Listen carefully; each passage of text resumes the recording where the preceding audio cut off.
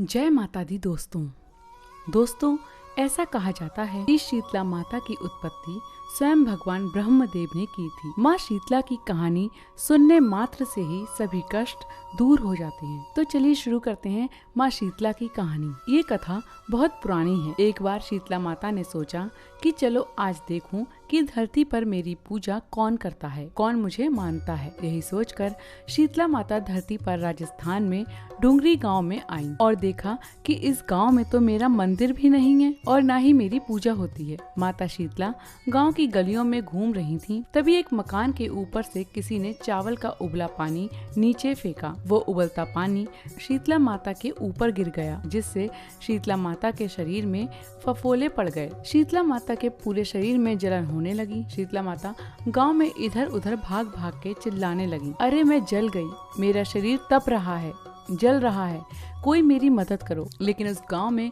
किसी ने शीतला माता की मदद नहीं की। वहीं अपने घर के बाहर एक कुम्हार की पत्नी बैठी थी। कुम्हार की पत्नी ने देखा कि अरे ये बूढ़ी माई तो बहुत जल गई हैं। इनके पूरे शरीर में तपन है और फफोले पड़ गए हैं। ये तपन सहन नहीं कर पा रही हैं। तब उस कुम्हारन ने कहा कि हे माँ, तू यहाँ आकर बैठ जा, मैं तेरे शरीर के ऊपर ठंडा पानी डालती हूँ। कुम्हारन ने उस बूढ़ी माई पर खूब ठंडा पानी डाला और बोली कि हे माँ, मेरे घर में रात की बनी हुई राबड़ी रखी है, थोड़ा दही भी है, तू दही राबड़ी खा ले। जब बूढ़ी माई ने ठंडी के आटे की राबड़ी और दही खाया तो उसके शरीर में ठंडक मिली। तब उस कुम्हारन ने कहा कि आ माँ, बैठ जा, तेरे सिर के बाल बिखरे हैं, ला मैं तेरी चोटी गूंथ दूं।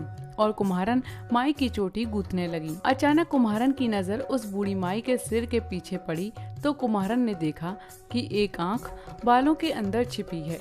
ये देखकर वो कुम्हारन डर के मारे घबराने लगी। तभी उस बूढ़ी माई ने कहा कि रुक जा बेटी, मैं कोई भूत प्रेत नहीं हूँ, मैं शीतला देवी हूँ। मैं तो इस धरती पर देखने आई थी कि मुझे कौन मानता है, कौन मेरी पूजा करता है। इतना कहकर माता चार भुजा वाली हीरे जवाहरात के आभूषण पहने, सिर पर स्वर्ण मुकुट धारण किए अपने असली रूप में प्रकट हो गयी। माता के दर्शन कर कुम्हारन सोचने लगी कि अब मैं गरीब इस माता को कहाँ बिठाऊं। तब माता बोली कि हे बेटी, तू किस सोच में पड़ गई। तब उस कुम्हारन ने हाथ जोड़कर आंखों में आंसू बहते हुए कहा कि हे माँ, मेरे घर में तो चारों तरफ दरिद्रता बिखरी हुई है, मैं आपको कहाँ बिठाऊं। मेरे घर में ना तो चौकी है, ना बैठने का आसन। तब शीतला माता प्रसन्न होकर उस कुम्हारन के घर पर खड़े हुए एक गधे पर बैठी और अपने हाथ में झाड़ू और एक डलिया ली। इसके बाद माता ने झाड़ू से उस डलिया में घर की सारी दरिद्रता को झाड़ कर फेंक दिया और उस कुम्हारन से कहा कि बेटी, मैं तेरी सच्ची भक्ति से प्रसन्न हूँ, अब तुझे जो भी चाहिए मुझसे वरदान मांग ले। कुम्हारन ने हाथ जोड़कर कहा, माता, मेरी इच्छा है अब आप इसी गांव में स्थापित होकर यहीं रहें और जिस प्रकार आपने मेरे घर की दरिद्रता को अपनी झाड़ू से साफ कर